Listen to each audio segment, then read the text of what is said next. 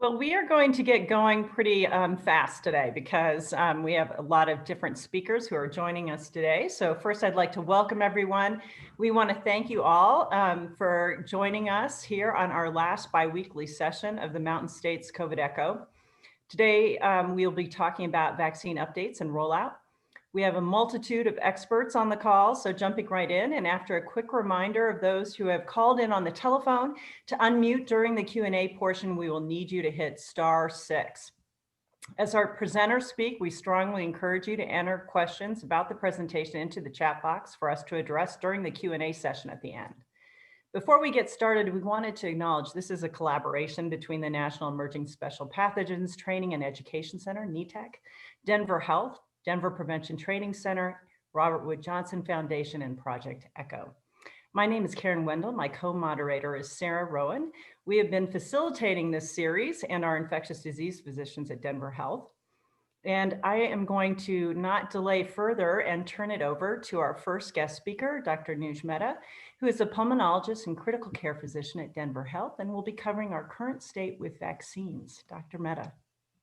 Thanks so much for everybody joining us this morning. If you hear anything in the background, it's my kids getting ready for school. Can everyone see my slides? Yes. So this is going to be a quick snapshot of where we stand now in vaccines, both with the Moderna and Pfizer, and then also looking forward to, let's be hopeful in the next few weeks, maybe a couple of other vaccines coming online. So just to jump right in, and this is just a little bit of review about how the mRNA vaccines work, which will tie very nicely into as we talk about the Johnson & Johnson and AstraZeneca. So mRNA vaccines induce immunity in a very similar way to previous vector modalities of vaccination. Essentially, we're introducing a foreign protein that activates your immune system. And this builds on decades of RNA technology. We've been trying to develop treatment modalities utilizing RNA technologies for the last 2 decades. So there's built on a lot of safety data there. In the past, what's actually been limiting is that the RNA gets destroyed in the bloodstream very quickly. And so what was pretty novel, I think the new technology in the last year to 2 years has been encasing the mRNA in a lipid nanolayer, so a fat layer, that actually almost mimics our cell wall. So in this situation, the mRNA is now able to penetrate into the cell. The mRNA, in this case, codes for only the spike protein that is unique to the coronavirus. If we think back to our basic biology, this would be a ribosome, or as I colloquially call it, the protein building factories of our cells.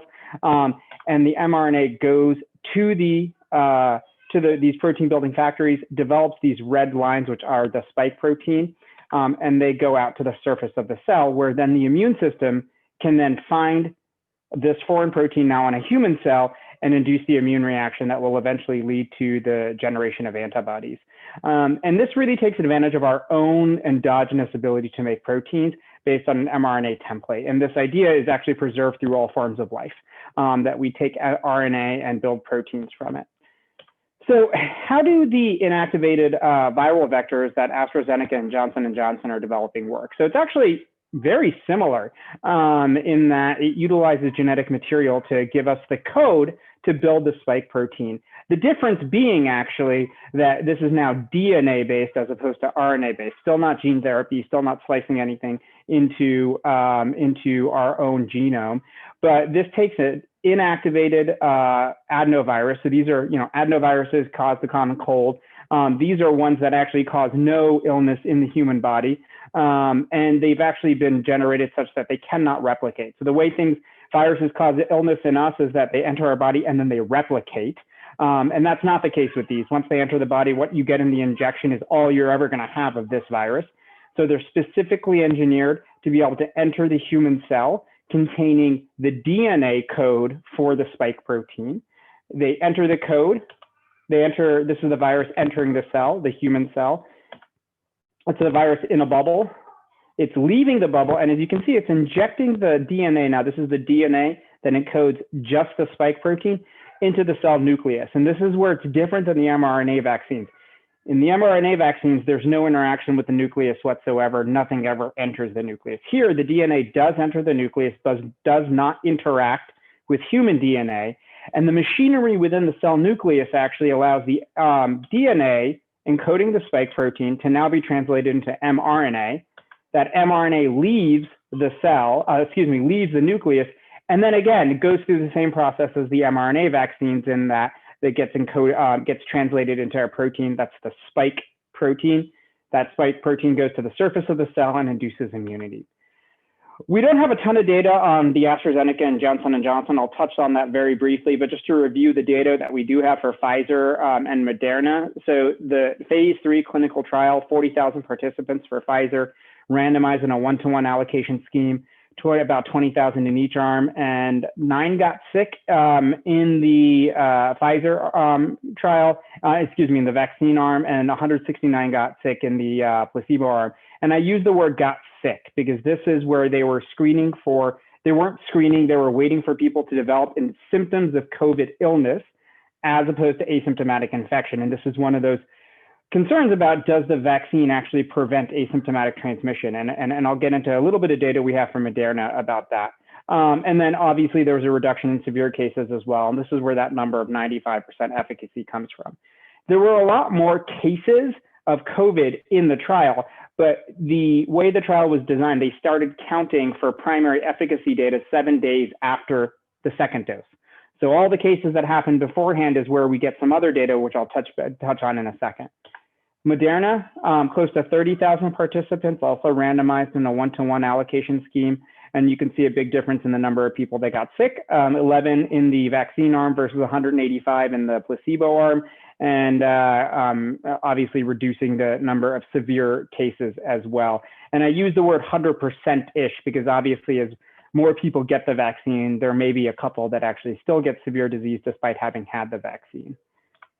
So there's a lot of talk right now about, is one dose enough? And I'm sure Heather may even touch on the decision to release the second dose stockpile within Colorado. We've all heard that the second dose stockpile by the federal government doesn't actually exist, and various decisions about whether that was miscommunication or something else. But what I want to drive to here is, this is a hotly debated academic discussion, even within experts in infectious disease and epidemiology. From a public health perspective, there may be a very reasonable reason to think about trying to get as many people their first dose. I'm of the opinion that we have really good science on one side, and that is a 2-dose regimen, and we actually don't know anything else. So this is from the New England Journal of Medicine. The red line is this is the cumulative incidence of COVID infection. On the x-axis is the days after the first dose. The red line is the vaccine arm, and you can see the blue line is the placebo. And you see a pretty big separation starting around, a pretty reasonable separation, especially in this pop out, around day 12, and then it continues on. The key, and everyone thinks, okay, this is what happens after one dose. 99% of people in the trial got a second dose on day 21. And so we don't actually know what happens after day 21 if you only had one dose. So there are several possibilities. It could be that one dose induces the same exact immune response. It could be that the same exact immune response, meaning that it has really good vaccine efficacy, persists for some amount of time, but then you start to see a decrease in efficacy, and that's indicated by these blue lines coming closer to the slope of the placebo arm. It could be that actually it returns to the same speed, so we have efficacy that then goes away at some time point. We don't know. And the take-home message really is, we don't know where in this triangle the line would be on just based on one dose. We don't know if it's highly efficacious, or if we don't know if it's closer to placebo. I think the key thing is that all the data we have is at day 21, before the second dose, there was 39 cases in the vaccine group, 82 cases in the placebo group. And remember, that's different than the numbers I presented before because they started counting 7 days after the second dose. So this is just after the first dose, but before the second dose, 39 versus 82, vaccine efficacy of 52.4%. That's all the data we have on one dose, and 50% is the threshold for what an EUA would qualify for. And if we look at the confidence interval, it could be as low as 29%. So I'm of the opinion, and this is my personal opinion, I know other people have different opinions that I think are very valid, and it's, clinical trial data versus public health data. And I think this is kind of where this debate about a single dose. The move to release the second dose is not a decision about one dose. it is continuing to be one of 2 doses, but that we hope the manufacturing picks up and we have enough second doses at the right time interval. So special populations, these are all things the CDC and ACIP has called out, that none of these are exclusions. So pregnancy, breastfeeding, they can still get the vaccine. Not studied, has to be a discussion with their physicians and medical team, but they should still be eligible if they want it. And theoretically, there shouldn't be any effect. People with some type of immune compromised state were included in the clinical trial in various forms, so they should still be eligible. It's a conversation with their doctor to know if the immunocompromised state actually would reduce vaccine efficacy, though. So if you're on, say, rituximab, an anti-CD20, anti-B cell, probably reduces the vaccine efficacy. You're not supposed to get the vaccine if you've had previous monoclonal antibody therapy within 90 days or convalescent plasma. And then if you've had previous COVID-19 infection, not acute infection, but previous, and it's within the last 90 days, the recommendation is still get it, but that you can consider delaying based on the fact that you probably have some natural immunity after an acute infection for some amount of time. Allergy history, obviously that's, we're watching everybody for about 15 minutes, any history of anaphylaxis or severe allergies, 30 minutes, and then any history of allergy to any component of these vaccines, you're not supposed to actually be taking it. And then 14 days apart from other vaccines, not for any other reason than they don't want to muck up the side effects. There shouldn't be any theoretical risk, but right now the recommendation is wait 14 days. So side effects, the common ones are that we all know about are on one column. We're getting reports of there's been some paresthesias, Bell's palsy probably at the background, right? There's possibly a case of ITP in Florida with a physician who actually died of a brain hemorrhage. And the reports sound like ITP. That being said, the rate of ITP in the US is 3.3 cases per 100,000 adults. We've vaccinated 10 million people. We would expect to see actually a lot of ITP. ITP is immune thrombocytic purpura, where your platelets drop and you can't form clots.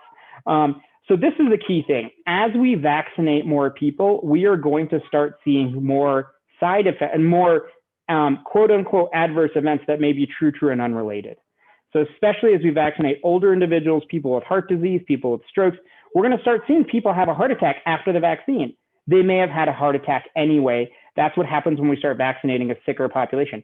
People may die after the vaccine, especially older populations in nursing homes, but they may have died anyway. And it sounds a little cold to say that, but it's important to realize that there's background rates of all of these things in the community, and we can't just, because there's an association, we should be very careful about drawing causality. I would expect that there's going to be a lot more press as we start vaccinating, especially phase 2, those people with comorbidities who are already pretty sick, about, oh my God, this person had a heart attack. And that's actually fodder for anti-vaccine rhetoric and websites. So we just need to be careful about what we're saying there. Gaps and bottlenecks, Heather's going to touch on this a lot more, but it's a supply and implementation combination problem. So there's no second dose reserve. As of January, we've been diverting a lot of the Pfizer to long-term care facilities, nursing homes. That'll hopefully stabilize out in February. Manufacturing and raw materials continue to be an issue. Pfizer's taking their Germany plant offline for 3 weeks.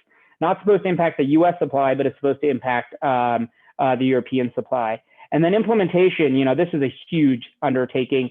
15-minute monitoring, social distancing, that obviously requires a lot of space, enough vaccine providers, staff. If you're in a hospital and all the staff are taking care of COVID patients, it becomes hard. Communication, technology barriers, and then obviously vaccine hesitancy, which continues to be an ongoing issue that we're working on. I just want to briefly touch on the variant, and so on what is the left side of my screen, we have the diagram of the coronavirus genome. WT indicates wild type, and this is the coding region. This is from the New York Times. They have great images. The outer portion is actually what the RNA would look like if you stretched it out. The red portion is the spike protein, and this is an RNA genome. What's on the right side actually is the diagram of the variant, and you can see all of these lines sticking out are where there are mutations. I'm highlighting 8 mutations in the spike protein. One of those mutations we think makes the virus much stickier to human cells. That's what allows it to be more contagious, meaning smaller inoculum of virus is more likely to actually allow you to take the virus in, as opposed to before, the virus actually wasn't that sticky. However, based on mathematical models, we don't think this changes the spike protein conformation to affect vaccine efficacy. And based on some in vitro data, it looks like the neutralizing antibodies generated by the vaccine can still bind to the spike protein. So it's a lot of confidence that the vaccine will continue to work against this variant. But really, really concerning reports from the MMWR this week that it's expected to become the dominant variant by March. And that could, even though we're seeing a little bit of a lull, could easily overwhelm our system just based on sheer numbers, not because people are more likely to get sick. So key take-home messages, things you've overheard. Can't get COVID from the vaccine. Supply in Colorado is very limited. We're actually doing a great job. And in fact, we're like in the top 10 states of utilizing the vaccine supply we've had. So kudos to CDPHE and all of our other partners. We're learning more about side effects so far, no major surprises, multiple logistical and implementation barriers. There's ongoing issues about equitable allocation, so reaching all people and all neighborhoods. So getting enough providers in neighborhoods of color is also continues to be an issue. And despite multiple discussions, best recommendations as of today, tomorrow may be a different day. As of today remains that the 2-dose regimen, Pfizer 21 days apart and Moderna 28 days apart. I think I may have gone over by a couple of minutes and I apologize. Thanks so much. That was fabulous, a fabulous update. And we are trying to pack a lot in, and it was worth every minute if you went over. But I'm going to turn over the mic now to Dr. Tim Jenkins, who is an infectious disease physician at Denver Health and has been part of the leadership team here, guiding vaccine organization and distribution across Denver Health so that he can share his Denver Health experience with us rolling it out. So go ahead, Tim.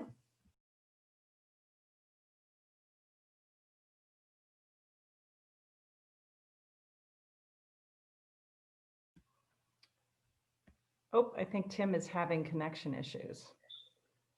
He's calling me on my cell. Okay, his computer is frozen.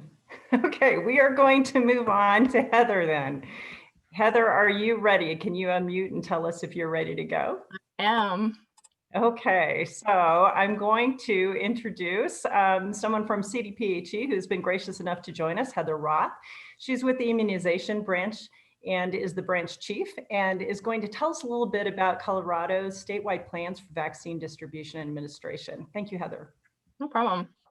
I will jump in and I'll breeze through some of this because Anuj really got into the weeds of the vaccines. Just to say on this slide that we've had both the Pfizer and the Moderna vaccine in the state of Colorado really since December. And I think the efficacy rate on both of these is really quite impressive, definitely more effective than our seasonal flu vaccine and comparable to the efficacy we see within the measles component of the MMR vaccine. This slide shows really data as of the 17th of January. This is on our website. You can follow that link at any time. We update this on a daily basis.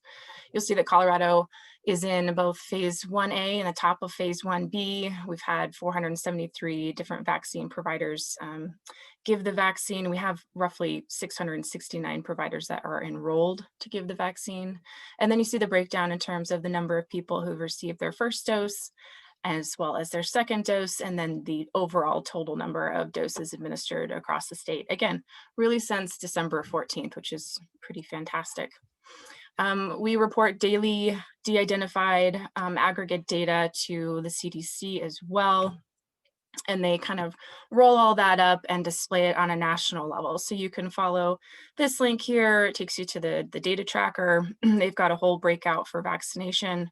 So you'll see that the darker the state is, the higher their throughput currently. And then I kind of blew up Colorado so you can kind of see where we are per 100,000 people receiving both the first dose and then 2 doses. There is a bit of a lag, so you're never going to see the CDPHE website exactly matching the CDC website. I think Dr. Jenkins was potentially going to talk a little bit about the prioritization framework, but I did just want to kind of highlight where we are right now. And I'm not going to spend a ton of time on this. I'm sure people have seen this. This was last revised on December 30th, bumped a lot of more people up into 1B. I do want to call out this dotted line in 1B is really a demarcation line. So it is a separator between the categories you see above and the categories you see below. And again, the entire state of Colorado is currently trying to finish up 1A and then initiate the vaccination of the top of 1B. I do anticipate more changes coming. I wanted to give you an idea of the size of these phases. So phase 1A, again, these are estimates.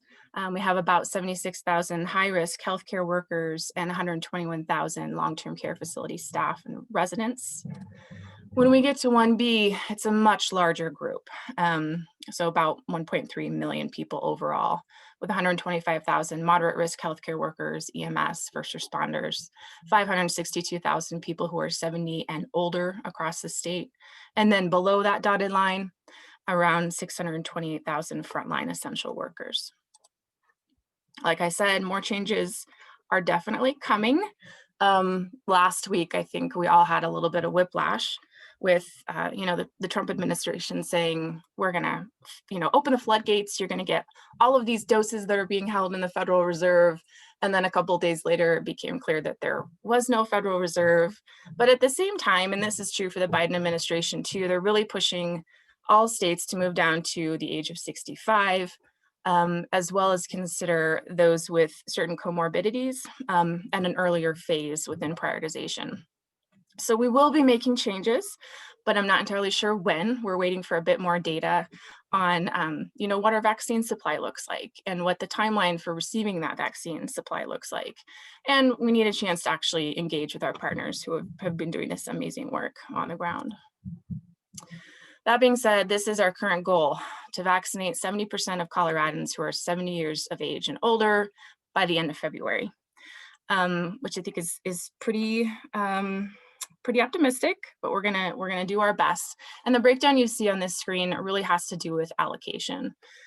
So every week we get a state allocation. It's roughly 66,000 doses of vaccine. Anuj mentioned earlier that we had been diverting doses for the long-term care program at the federal level. We had been doing that for about 4 weeks in a row. We've delayed that last week. We're delaying it again this week, which means we get about 19,500 extra doses for this week. But we do have one more allocation to make to the long-term care program. So we get about 66,000 doses at the state level, and then we have to push that out again to roughly 600 different provider sites. Not all providers get vaccine every week. In fact, we're getting to the point where not every county is going to be getting vaccine every week. And so the breakdown on this, the yellow percentages you see here is really how we break down that state allocation in order to meet the 70% goal. So about 50% of the doses we get weekly will go to hospitals and healthcare systems. 20% to community partners and our local public health agencies, 10% to retail pharmacies, and 20% to federally qualified health centers and safety net clinics.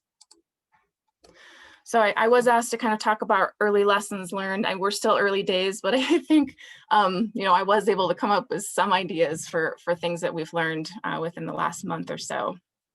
The first one, change is constant. What is true in the morning is sometimes no longer true by 2 p.m. in the afternoon. And this is true for almost everything in the vaccine response. So, our prioritization framework changed, our allocation numbers changed.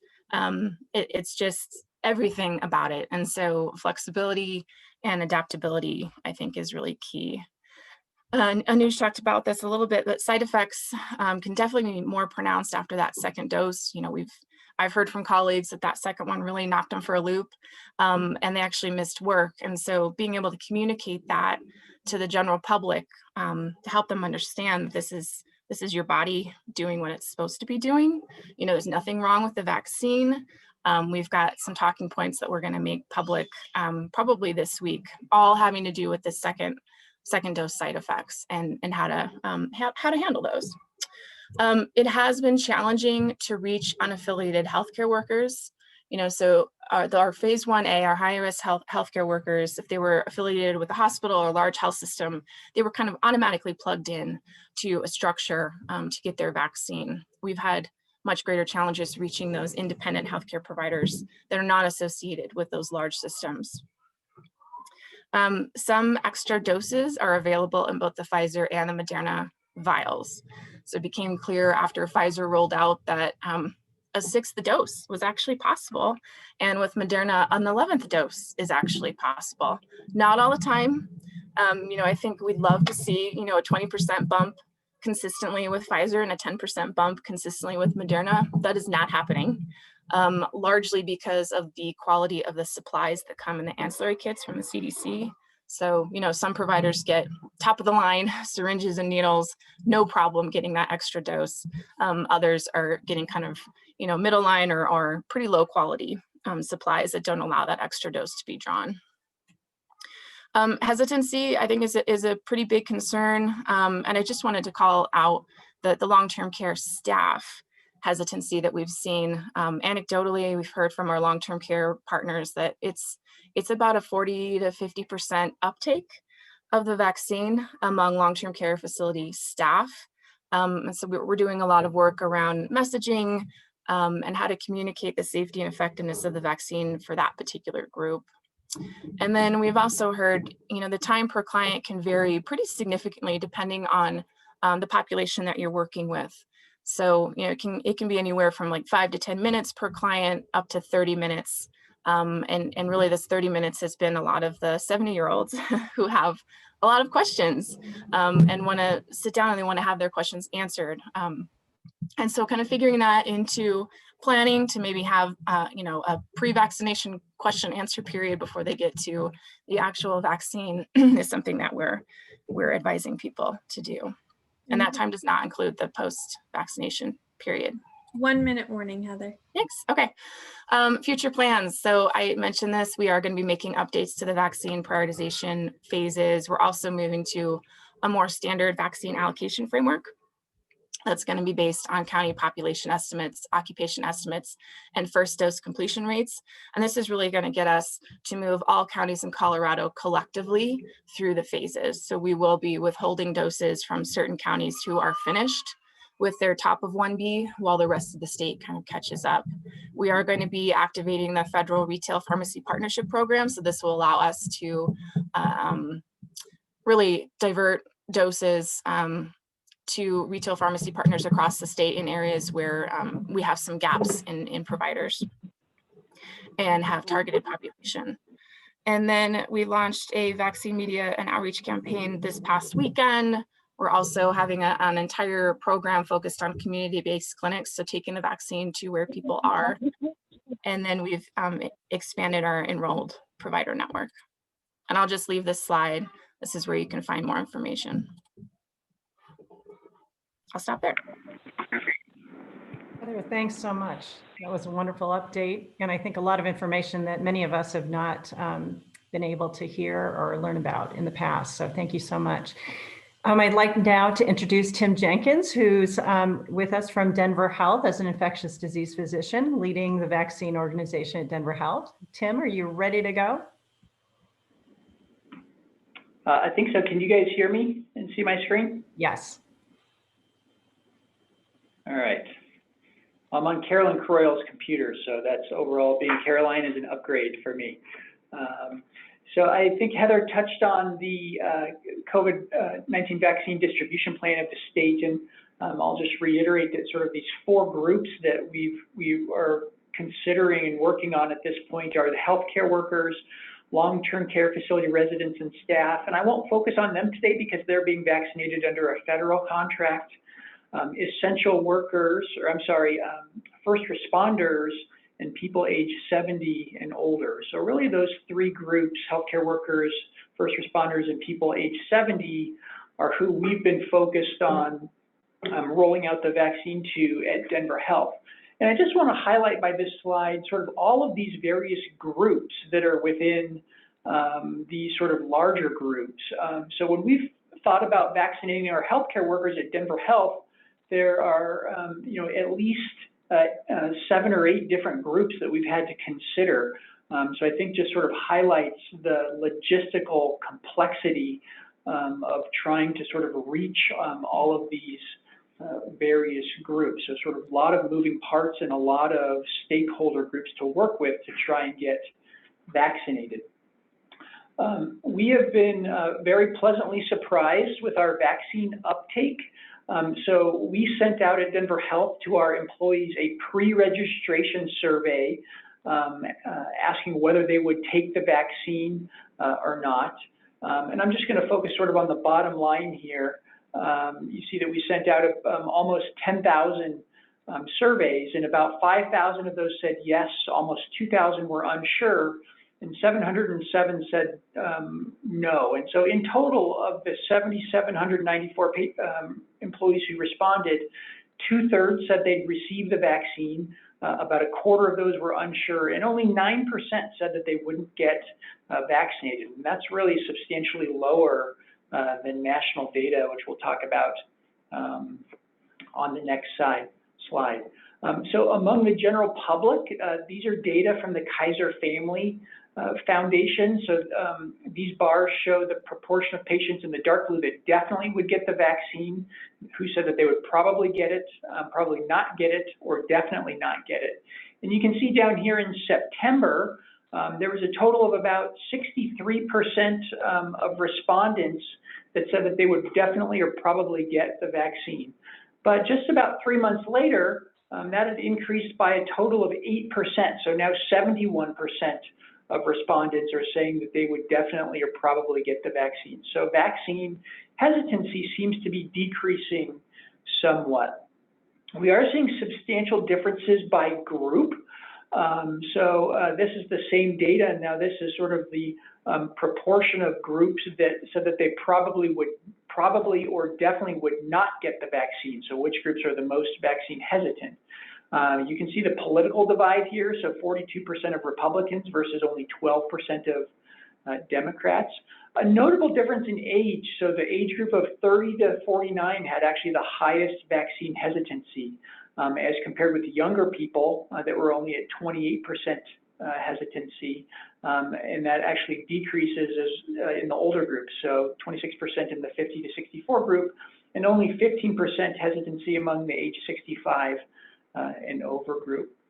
And then importantly, differences in racial and ethnic groups. So Black adults had the highest vaccine hesitancy, 35%, as compared with Hispanic adults, 26%, and white adults.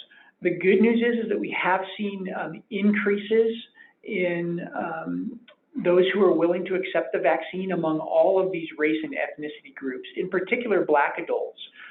So between September and December, an increase of about 12% in vaccine acceptance among Black adults. So hopefully we are beginning to close that hesitancy gap among these racial and ethnicity groups. I'm going to skip that slide for time because that's sort of what I summarized.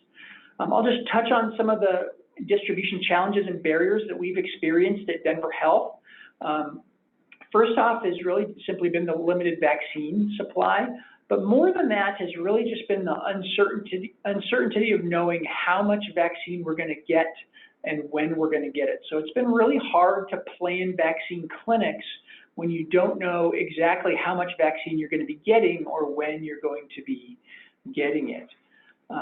Some of the changes in vaccine prioritization guidance have been kind of curveballs that have been needed to be addressed. So for example, pulling in the age 70 plus group into the 1B category was suddenly a very large group of 500,000 Coloradans that we had to think about very quickly how we could address. The appointment-based vaccine delivery model, as opposed to a walk-in model, obviously we need to do appointments because of the limited vaccine supply. But anytime you're having to ask patients to schedule appointments, particularly those in vulnerable populations where there may be technology barriers or language barriers, that obviously adds a degree of complexity and challenge. And so there have been concerns, and very valid concerns, about equity in distribution with some of these priority groups. And then finally, Anuj touched on some of these vaccine logistic issues. So simply the fact that these require 2 doses really adds immeasurable complexity to this vaccine rollout. Obviously with the Pfizer vaccine and the cold chain storage requirements, that's limited where we can use the vaccine. The need for monitoring for 15 minutes has really been a challenge in terms of vaccine clinic throughput. And then how to prevent wasted doses. So it's very difficult to end a vaccine clinic with having given your very last dose that you've thawed and prepared to a patient. So how do you use that vaccine if you have 8 doses left after your last patient? So just some of the challenges that we've dealt with. And I'll just touch on how we've dealt with a little bit the equity issue and trying to reach some of our more vulnerable populations as a public safety net hospital. So the first way has been really to try and make there be no wrong door with scheduling vaccines, so offering multiple ways to schedule. So patients can schedule online. We have Epic, so this is through the MyChart app. They can call our appointment center, and the appointment center staff will schedule the vaccine for them. Or really any clinic staff or any provider in our organization can now help a patient schedule a vaccine. So lots of ways to help patients get scheduled. We've taken sort of a multifaceted approach in terms of communication to try and let the 70+ group know that they're eligible to be vaccinated. So we've sent messages within MyChart to them, but we know that only about a quarter of our patients have MyChart. We've sent individual emails to our patients. Text messages is thought to be a very effective way to reach our patients. So that's been something that's been used for quite a while in our ambulatory care service system to try and reach patients. So that's, we think, a very useful tool. We'll be using snail mail, and then really just kind of boots on the ground navigator outreach. So we're using our clinic navigators to try and reach out to the most vulnerable patients in their clinics to try and get them contacted, scheduled, and brought in for vaccinations. And then our Denver Public Health Department has outreach vaccination teams where they're going to places like senior subsidized housing to try and get those folks who are eligible vaccinated. You know, a lot of work has been done on this area, but really a lot to do to continue to address how we reach these vulnerable populations. The side effects have been touched on, and I'll just briefly mention our Denver Health experience. So after the first dose, we really heard many reports of sore arms, and we saw that 2.3% of recipients of the vaccine, and these are employees, actually took a vaccine-specific paid time off day that was offered by our institution. And we did observe one possible allergic reaction in which one employee reported to us after the fact that she experienced throat swelling, tightness, and some transient shortness of breath that she self-treated with Benadryl. So we will not be giving her the second dose. After the second dose, we clearly saw a marked increase in systemic side effects, things like headache, muscle aches, joint aches, fatigue. And during the week that we really rolled out the majority of our second doses, we actually saw some increased staffing shortages in the hospital among our nursing staff and our CNAs. And I wish I had the proportion of recipients that took vaccine paid time off after the second dose. Surely it's going to be higher than the first, but our staff weren't able to get us those numbers yet. So just a note about sort of how we're doing in terms of progress at Denver Health. So we've now given about 10,500 first doses of vaccine. Most of those have been healthcare workers because that's the group that was started with in phase 1A, but quickly have ramped up to our city partner first responders who have now received over 2,000 doses. And then people 70 years and older is where we're really focusing on ramping up efforts now, but really need vaccine supply to get more vaccine in arms of people age 70 and older in the community. And this isn't just Denver Health data, but in all of Denver County, we're now at about 5.4% of county residents who have received their first dose of vaccine. So that represents over 32,000 shots in arms. So again, I think we've made some good progress. And as Anuj mentioned, we're one of the states that's had more success with getting our vaccine supply out into arms, but clearly a long way to go to ramp up and to continue to reach our goals with respect to vaccinating people 70 and older, 70% by the end of February. So That's all I have, and I will stop there. Thanks so much, Tim. So I want to thank our three speakers for their fabulous presentations and also thank them for their efforts in educating Coloradans and making sure this vaccine distribution has gone as smoothly as it has thus far. And now I want to welcome a few guests that we have in our audience. We have Dr. Connie Savor-Price, who is the Chief Medical Officer at Denver Health. And we have Dr. JP Valen from SCL Health, who is the Chief Clinical Officer, and Dr. Shauna Gully from Centura Health, and she is the Chief Clinical Officer there. And I want to welcome them to speak a little bit to their experiences thus far. I know Connie may feel that Tim has covered most of it, so you can let us know if that's the case. But also wanted to offer JP Valen and Shauna Gully an opportunity just to give us a little bit of an update on how things are going in their institutions. If you could just unmute and give us your insights. Yeah, thanks, Karen. And I just want to confirm if JP and Shauna were able to continue being on the call. I know we've been summoned by the state to join a call over the vaccine issue. So we've lost some of our participants, but if they're there, great. That's awesome to hear from them. Otherwise, I will represent our group. So our group of CMOs meets almost daily and has been since the beginning of this pandemic. And our goal is, you know, when you have this unknown event, whether it's the management of the disease itself and now trying to do this unprecedented work of distributing vaccine, we want to be consistent, we want to work together, we want to collaborate. So it's been a wonderful collaboration, developed wonderful friendships really through this with this group. And, you know, we try to align to collaborate to make sure that we're getting everybody vaccinated. And that's our effort right now. So I think the theme that has come out for me is really being flexible. You got to roll with it. We sometimes don't know what's coming until it hits our door. Sometimes we're expecting twice as much as we actually receive. There are times where we've actually received more than what we were expecting. And so the key is just being ready to roll with it, being able to have your priority groups designated, know where you're going to ramp up to next should you get more supply, and where your priorities are should you receive less supply.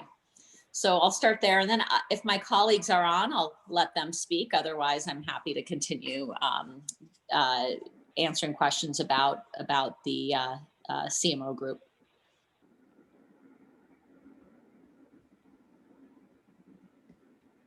I'm not sure if we did lose them. Yeah, we might. Yeah, Yes. fell off right as you introduced to them, Karen. Okay. Yeah. Well, that's how things go. Yeah. This is, yesterday we were summoned on a call with the governor. And so today it's a follow-up with Scott Bookman on the tweaks on the distribution. So I apologize for that. We completely understand. I think we'll start launching into questions then. Yeah. I'm going to go ahead and read off the first question because I'm not quite sure who put this into the chat. But I'm going to just put this out to the panel. Do we have actual animal data on the B117 of the SA variant that they are more transmissible or the LD50 is lower? And if so, how much more? I mean, I can speak to how initially it was discovered. So when the data around B117 first came out, what it actually was they found the variant and they found rapid spread in that community. And so it was an association, not a causal link. I think more recently there's been cell culture data suggesting stronger binding. I don't know how it impacts LD50, but I'm not also aware of, I know they're doing studies now in terms of animals, but I don't know if that data has been published. And if anybody else knows, please. When I see animal in the title, I tend to ignore those papers. All right. Any other contributors to that question? I'm going to go on to the second one. People in congregate settings are at the highest risk of getting COVID. Any plans at the state level to move them into phase 1B below the dotted line? Seems like there would be more necessity of vaccinating these vulnerable groups than journalists or some others. Are teachers included in the frontline workers 1B below the line group? I think that's. Heather, if you're still I here. answered that second question. Teachers are included in the education portion of the giant group that's under the dotted line. You know, we did initially have people living in congregate settings specifically called out in our prioritization framework. I'm not going to even touch what happened. It's political. I'll just say it that way. I can say that you know, people, no matter where they live, are prioritized based on their risk. So we are actually vaccinating, you know, inmates who are 70 years of age and older right now, just like we will when we get to the comorbidity piece. So people will get vaccinated really regardless of where they live, if that makes sense. This could still change. You know, if ACIP comes out with a really strong recommendation about prioritization, you know, prioritization of congregate settings, then we may see changes in our framework in the future. I'll throw two things out in terms of that. So Heather spoke about the initial recommendation. So I chaired the GERC Medical Advisory Group that when we made the recommendations about congregate housing that were subsequently changed. But so individual counties have some discretion in terms of how they utilize some of the vaccine. And so there's been some talk about utilizing it for homeless shelters kind of en masse. Just from a technical delivery aspect, you have to thaw a certain number of doses, and it might be really hard to identify comorbidities amongst that population. And then, you know, prisons and detention facilities may follow suit on a county by county basis. And so, but the other interesting thing that there have been a couple of reports on is that the positivity rates are so high in a lot of the prisons that you know, even Denver Health is recommending if you've had COVID, you can definitely get the vaccine, but they're suggesting if you want to wait 90 days to allow that dose to go to somebody else, you know, it might make sense. So given the really high positivity rates in some of the prisons, there's actually a question about like, when do you really need to vaccinate them in terms of protecting, and how do you determine who to vaccinate? And it's an interesting resource utilization question when you have such low supply. I'm going to read off another one of the questions that we have and then ask people to just unmute and ask additional questions while I look through our questions in the chat. But we're wondering a little bit more about vaccine and media and outreach campaigns to decrease vaccine hesitancy, and wondering what's in the works. Sure, I could speak to that. So if you were watching any of the football games this weekend, you may have seen a 30-second commercial or 15-second commercial. Basically, we have, I think, 8 different healthcare providers from Colorado in the commercials. Many of them are providers of color, and the messaging really centers around the safety of the vaccine, the efficacy of the vaccine, and then the call to action to find, trusted sources of information to make decisions about whether, you're going to take the vaccine or not. So it's straight, it's to the point. We've got a ton of resources on our website, so we're pushing everyone back to our website for that trusted information. So it's broadcast TV, it's social, it's digital media. We've got toolkits that are nearly finished that we're going to be pushing out to partners as well, both LPHAs and then any other external community partner. That also has, social media graphics and posts that you can just grab and use in your communities. So as broad and wide as we can get that messaging. I would also like to call out the Champions for Vaccine Equity, which is a program also run by CDPHE. Gina Ferbraro started it. This is where specifically targeting communities of color, where they've got healthcare workers, physicians, nurses, from a variety of backgrounds. I'm one of them, but also people who self-identify as Black and Hispanic, Spanish speakers, and groups are making requests. Can you come out and talk to my group about vaccines? Why is it safe? And it's been a really successful program. I gave a talk last week to 100 dairy workers. It was part of a union, and they had a lot of questions about the vaccine, and it was great. And when they become eligible, I think that because of these types of talks, they'll be more likely to take it, and it, is a little bit more trusted resource, especially, not for me, but for other people when the person talking looks like you. And I think that's a big driver. So it's a really fantastic program that you can learn more about at the CDPHE website. And I'll just add that many call of the out. Go ahead, Connie. I apologize. I also wanted to call out an effort Dr. Jenkins mentioned. At Denver Health, we actually are offering paid time off day outside of your normal PTO if you experience any side effects from the vaccine. We don't want anyone to fear that they're going to miss work, to miss a day of pay because of a side effect from the vaccine. So that's one strategy we've used internally at Denver Health. And then within our institutions with the different CMOs, they've been doing a lot of promoting, particularly to the clinical staff. All of us have seen in our surveys that the hesitancy seems to increase as the education level goes down. And so, for instance, UC Health had quoted about 90% of their physicians being interested in the vaccine, and that declining dramatically when they got to custodial staff and other types of groups. So really getting into their department meetings and helping answer questions, oftentimes in their language, if English is not their first language, will be helpful as well. So that's some of the stuff we've been focusing on in the hospitals.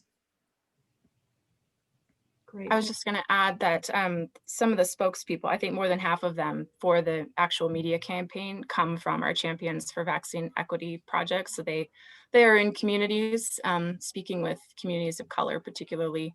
And then I didn't mention this, but it is in English and Spanish. So we've got, all of those resources I mentioned in both English and Spanish. Great. I'm going to ask a few people to unmute and go ahead and ask their question. Jennifer Thiessen, could you go ahead and unmute? Hi. My question was, when we end a clinic and we have leftover doses, how are we distributing those and who are we distributing those to? And what complications does that cause for that person scheduling their second dose? So our big push here at the state level is, to do everything you can to make sure that no dose goes to waste. And so that may mean that you end up vaccinating, 15 people outside of the current phase that you're working on. I think people are very careful, healthcare providers are very careful about, only pulling the doses needed for the appointments that are scheduled that day. You're probably gonna have some no-shows or people who change their mind when they show up. So just being able to pivot quickly and find arms for those doses. The second dose, it's a complex issue anyway. And then when you add this, kind of unplanned, unscheduled vaccination, it becomes, even more of an issue. You track what you give, and those recipients would get that vaccine card so they would know, when exactly they need to come back and where they need to come back. Ultimately, it would make sense for them to get the second dose from you as well. That may not always happen, but do what you can and know that this is not a perfect system.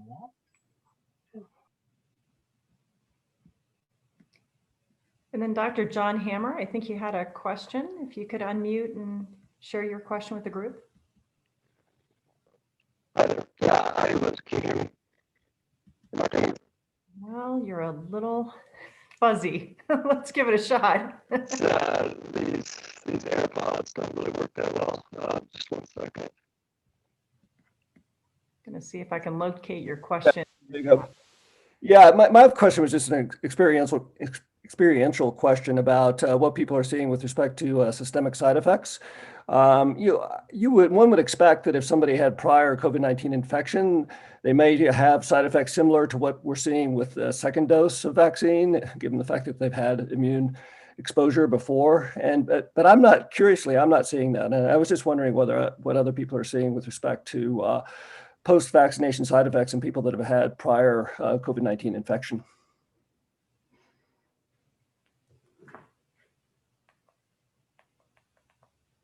I guess I'll call out Tim on this one. Unfortunately, I think we may have lost Tim. Okay. So I'm not sure, Anuj or Heather, if you've had any anecdotal reports on this or seen any. I just read reports that actually the side effect profile was a little bit better than other people, which is contrary to what I would exactly expect, as Dr. Hammer mentioned. And I don't know if it's a duration issue, like, if the infection was older. I have no idea. I mean, Yeah. it's yeah, I can't explain why somebody who has filler in their face swells up after the vaccine either. I mean, you wonder to that point whether if their infection was 6 months ago, whether they actually had waning immunity, and pointing to the need for vaccination in that population.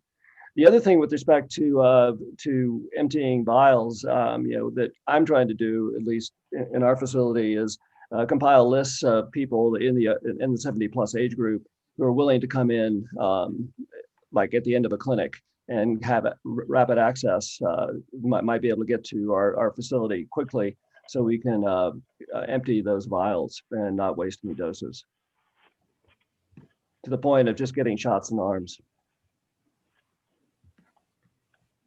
Then I think Dr. Mehta had added into our chat the CDPHE site and its resources for showing people where they can sign up, what kind of facilities are offering vaccine in their area, which I think is a great thing that CDPHE has put out for all of us to use to give to our clients. One thing that, sorry, I didn't actually include this in my talk, but just briefly, I put it in the chat. But so the J&J single dose, which would be fantastic and much more stable because it's a viral vector as opposed to the lipid nanolayer encasing the genetic material. But no data right now, so we're still waiting for phase 3 data. AstraZeneca did release data, and just to walk people through that very briefly, it was very confusing. So they made a manufacturing mistake in the beginning of their clinical trial. So the first 3,000 people that got the first dose got a half dose, and then they realized it, and everybody thereafter for the first and second dose got the full dose. And oddly enough, the half dose followed by the full dose in those 3,000 people was 90% effective, and the 2 full doses was 60% effective. And so it averaged out to 70% efficacy. And the other added complication is that the data is actually pooled across multiple different clinical trials with slightly different protocols in different countries. So it was presented in a way that, in my opinion, is a little bit hard to interpret what their application will actually look like, because technically you can't submit an application based on the half dose followed by the full dose, because that wasn't sufficient to, there was only 3,000 people. So it's not big enough to actually to infer real vaccine efficacy. And then the question is, if you do 2 full doses where the best data tells us it's 60% effective, how do you then, and this is going to be an ongoing question if we have varying efficacy, how do you prioritize which patients receive which vaccine? Right now with Moderna and Pfizer, thank God, like they're equivalent. But now we have a different modality, which can very legitimately potentially lead to different efficacy. And I think this is going to be an ongoing question for all of us. And I think this is going to be the biggest issue in terms of equity questions, like which populations are getting which vaccine. Yeah. And Dr. Meditz, you had a question, if you could unmute. Hey, this is Amy Meditz. I'm curious if anybody is using their extra doses and just taking them over to people that meet the age criteria in the hospital.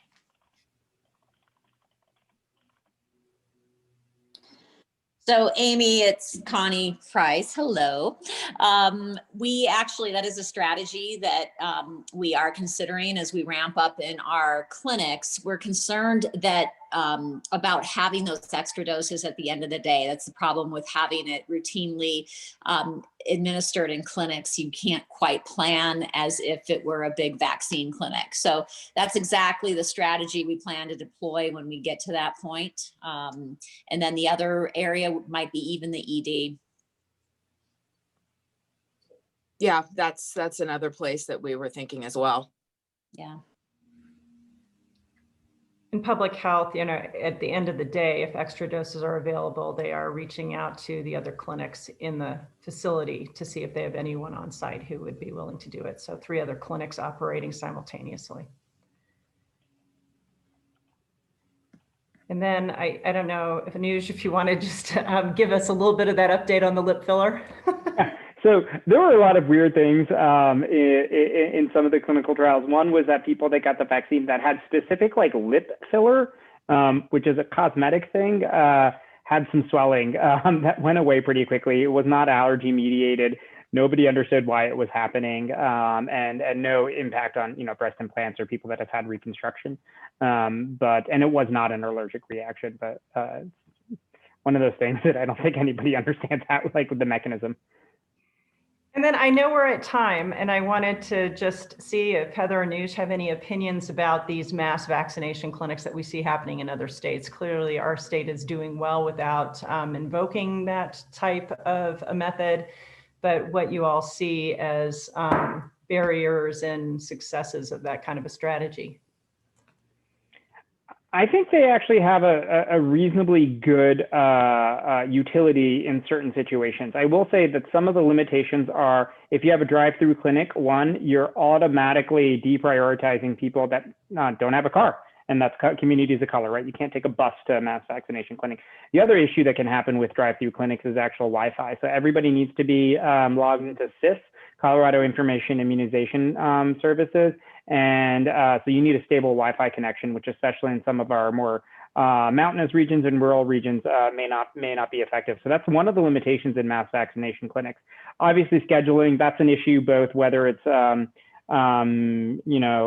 whether it's through a clinic or through through an LPHA sponsored. But I think it's an added avenue for people that don't have traditional access to healthcare, and I think that's something to consider in certain areas.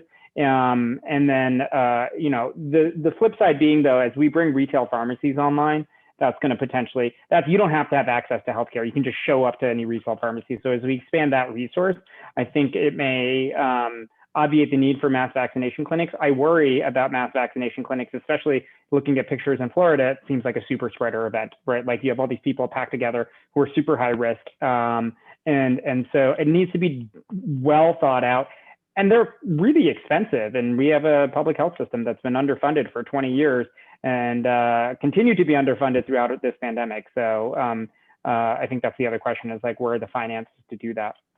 I think one thing would be that I think would be very helpful in terms of reaching communities of color would be partnering with community leaders and community health networks with mobile vans. And I know Denver Health has done a lot of community partnership. Judith Schley at DPH as well has been doing that for flu vaccine and wants to model COVID vaccines after that. So there's some amazing work there and at other institutions. And I think that's another avenue of targeting communities of color with people that they can self-recognize. Terrific. Thank you so much to all of our speakers today, and Connie Price and the CMOs we lost and CCOs we lost. But Victoria, do you have any closing remarks for the end of our ECHO series? No, just it is a reminder, today was our final session. I did put the evaluation in the chat. Please take a minute to do that. It shouldn't take more than 1 minute, just for our grant funded work. So it's really important feedback for us. As always, I will send the links of all of the materials and the recording by the end of today. So you all will get that in your email box. But you are always welcome to reach out to Caroline and I if you have any sort of questions or you want to ask us anything in the future about this series. Thank you so much.